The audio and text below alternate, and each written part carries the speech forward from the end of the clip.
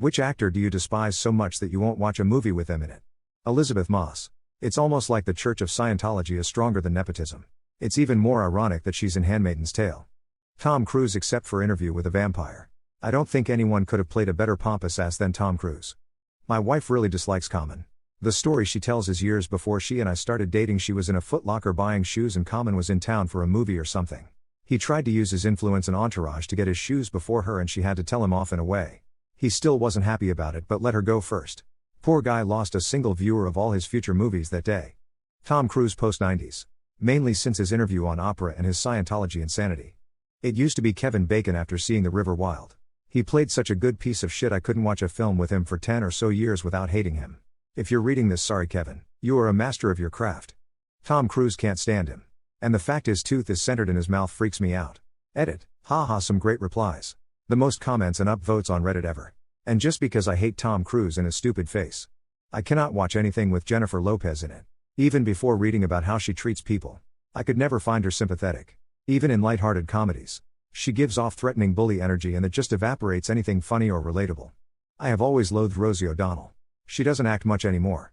But she was everywhere in the 90s and early aughts. She was in so many otherwise good movies, A League of Their Own. Now and Then. Sleepless in Seattle. Such a shame. Ugh.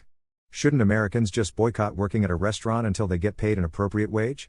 Tipping makes them more money than the alternative. Waiting tables would most definitely be a minimum wage job.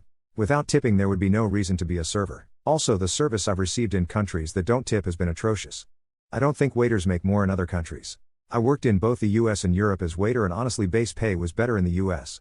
People in Europe just don't tip. I think the best solution that could be done today, without a huge cultural change for an entire country, is to pass a law that requires items to be priced twice on the menu. The original price and the price with an 18% tip. Like, chicken sandwich $10/$11. $80 after tip. Then wait staff still get their tips. Which they mostly prefer. And customers don't get upset when the bill comes. The problem is that social services are so bad in the States that if you boycott, there's a genuine risk that you end up homeless. Wages are also so low that a lot of others will gladly take up a second job if you leave yours behind. There's pretty low social trust. So it's hard to organize something like this, as can be seen by the worker shortage BS. A lot of managers would rather lose money than raise wages. 1. Any plan that depends on collective action is doomed to fail. 2. Servers are often the highest earners at any restaurant. So it doesn't benefit them to go to normal hourly wage. Nor does it benefit the owner. 3. Servers can't go on strike because they are utterly replaceable. There is a huge pool of people that can and will step right into the vacated role. The only solution is a government mandate. That is why the government exists. To enforce solutions that would only happen if everyone did XYZ. People with dogs. Are you not grossed out by how dirty dogs can be? Living with a messy or dirty dog is a very small price to pay for their unconditional love. As long as they're fully vaccinated. Reasonably clean. As in not tracking mud everywhere and don't have ticks/fleas. Then I'm okay with it. I feel this is similar with human babies. Babies are gross and make all sorts of messes with their bodily fluids. Somehow they're always dirty or sticky. But humans still love them anyway. I had to study microbiology for my cosmetology degree. We are disgusting too. I just keep my large dog clean. I kept my smaller dogs clean as well before they passed, and go about life. If I spent all of my life worrying about the disgusting stuff I studied, I would never stop cleaning. I take medication for that. I have grown up owning dogs. I never really cared. As long as they weren't muddy, smelly or wet. They even slept in my bed with me.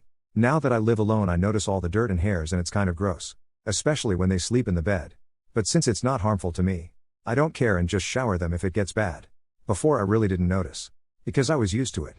I have a Boston who rolls in fox poop. Licks God knows what. Gets smelly impacted anal glands. Bees on leg. Can only eat raw. Booze in house etc. etc. If I had known how gross dogs are I would never ever have got one. I bath him daily but I became seriously OCD after getting him. I prob steam clean bleach my house 3x a day I have a black light. I love animals. I had pet rats when I was a kid that were 1,000,000% cleaner than my dog. They feel that Google search is inefficient. Since ChatGPT went mainstream. Sometimes yes, when it comes to academic things Chat does better than Google. ChatGPT does a better job at giving examples, definitions, and explaining step by step. I just started using ChatGPT lately, and I think it can't really provide some results Google can. For example, it's not updated. And sometimes it's just down so it's faster to Google than to wait for Chat to wake up and actually answer. Absolutely. For example, I was recently looking for the compensation composition of a XO in a public company. Typically, This information is buried deep in corporate financial disclosures that would take hours to parse. I asked ChatGPT for the information. It not only provided a summary, but also shared the links where it could be found. I was delighted. Yay! I definitely agree with you there. Google search was helpful for a while. But now with ChatGPT, it's pretty much obsolete. I've been using ChatGPT for all my searches and I find that it gives me more accurate and faster results than Google ever did.